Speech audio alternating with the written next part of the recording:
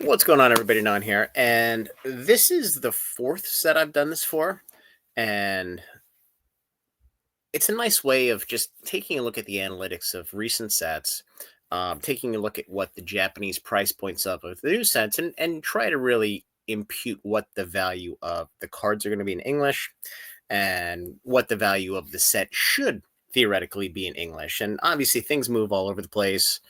Um, when I first did this, I did this for Searching Sparks.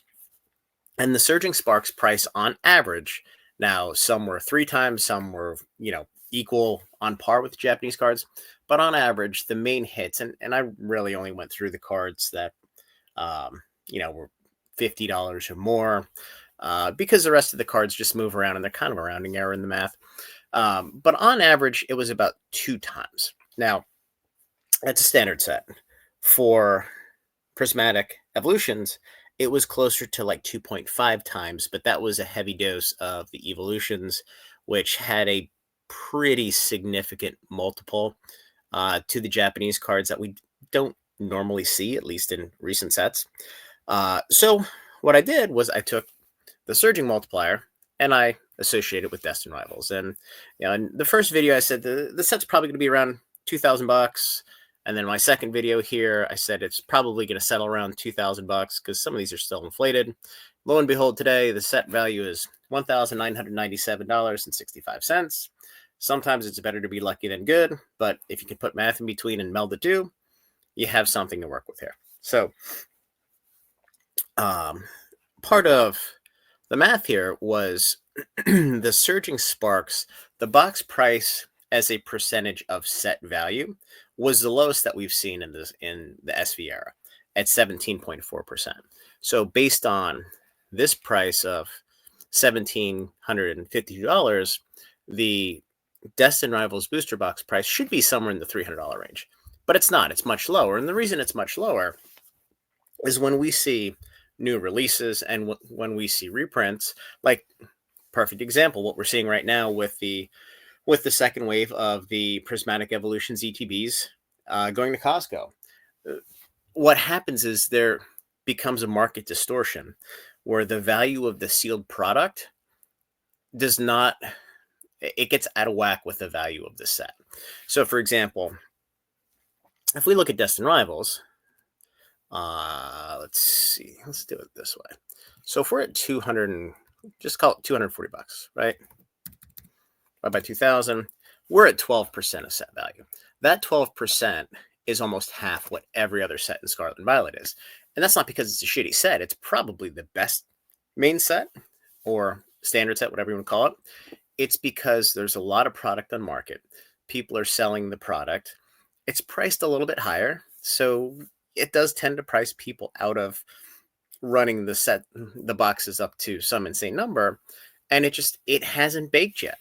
The set's only been out for a month now, so it just hasn't had a chance to work through the system. And we saw the same with the Costco releases for Prismatic Evolutions, and we'll get to this in a second, where I think the price point touched sub 90 for like 2 seconds, and then people bought it back up because the value of the Prismatic Evolution set, and again, the singles have come down quite a bit, completely expected, is $5,227. The ETB price right now is at $110.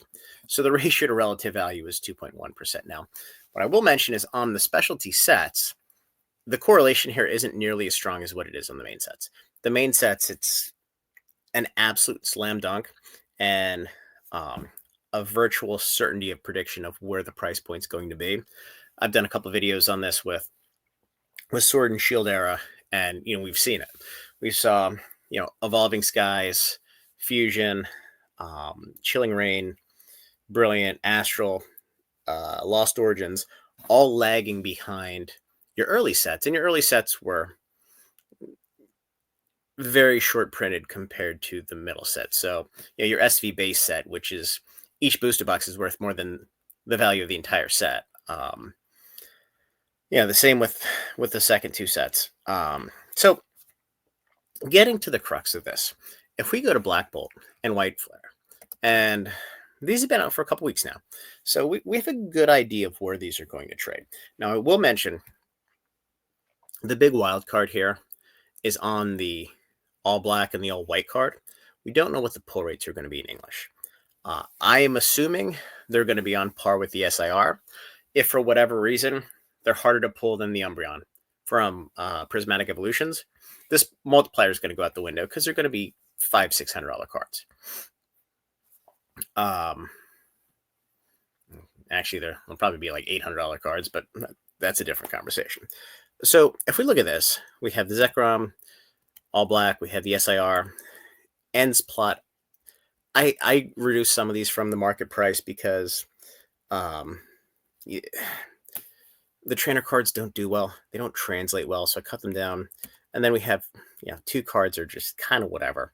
But at the 2x multiplier, we have an expected set value of $1,174. And you could be saying, hey, Anon, you stupid shit. There's 400 cards in the set, which is completely true. But the reason I don't pull those in is A, they're not relevant. And they're not relevant from the standpoint of there's going to be like 160 IRs, and they're going to trade like the baby shinies from Paldean Fates. $1, $2. They're not going to move. They're not going to be liquid. They're not going to sell. But that's all value. That's going to make up for. Chances are the Zekrom all black is going to trade for less than 550. It's probably going to be closer to like 425, 450. The same with the Reshiram all white card. So it's a little bit of a hedge to leave the rest of the set out because it is going to have value. It's just not, it adds unnecessary detail that just muddies the water. So if we look at White Flare, similar set of numbers here.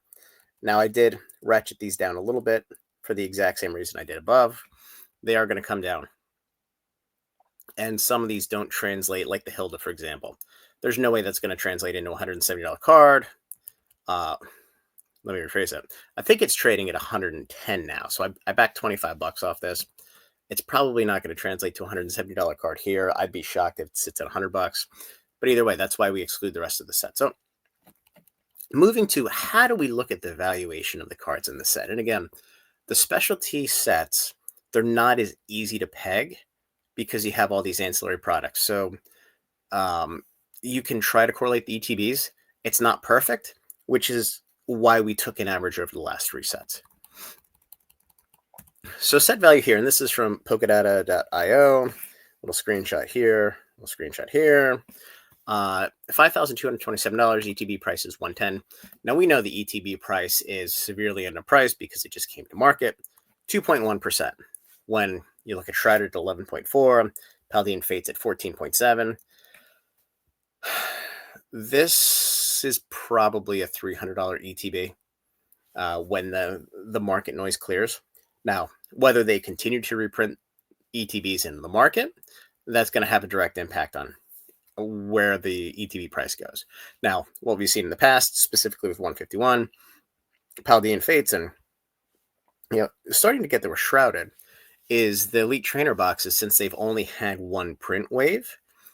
Now it's come out in multiple waves in the market, but I have yet to see any proof that they have the reprint label on.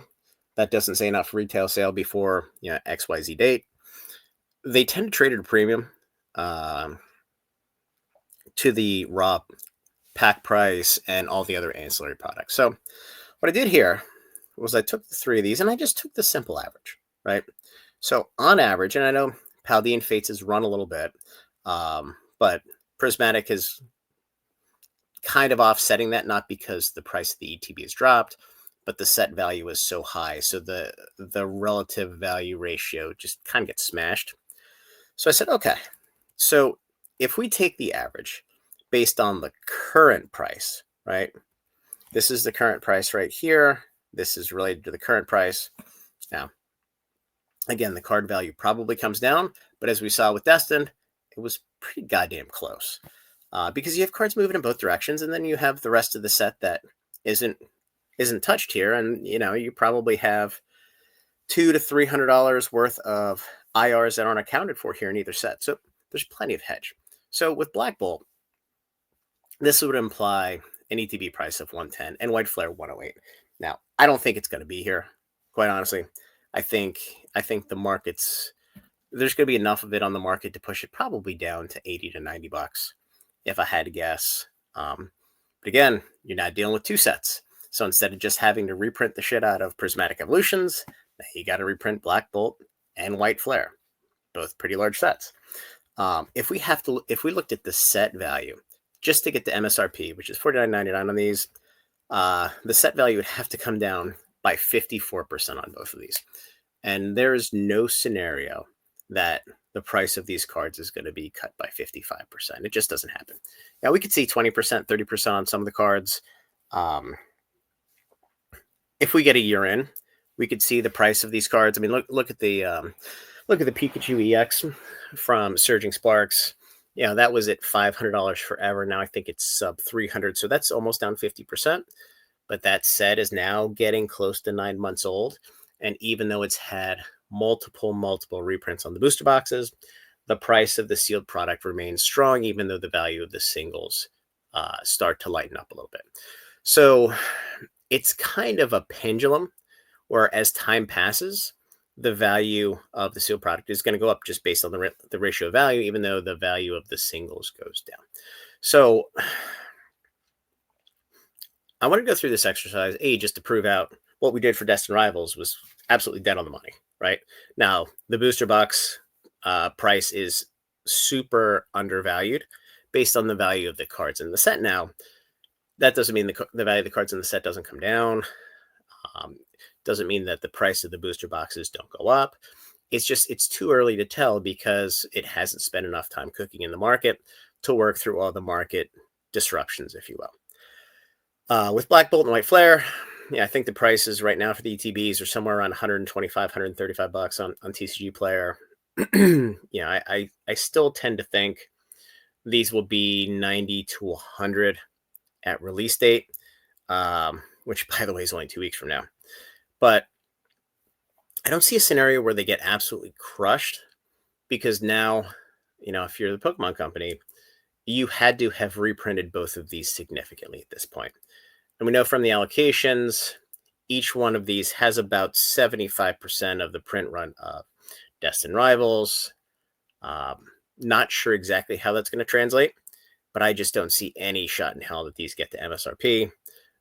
Certainly not 50% of where they are today. So anyway, feel free to disagree with me on the pricing, the concept. We've had people that have said, well, you have to take the weighted average and the pull rates and this and that, and it overcomplicates shit that, quite honestly, it's not relevant. The only thing that is relevant, again, if the Reshiram and the Zekrom, the all black and the all white version, end up having a much more difficult pull rate than the SIRs.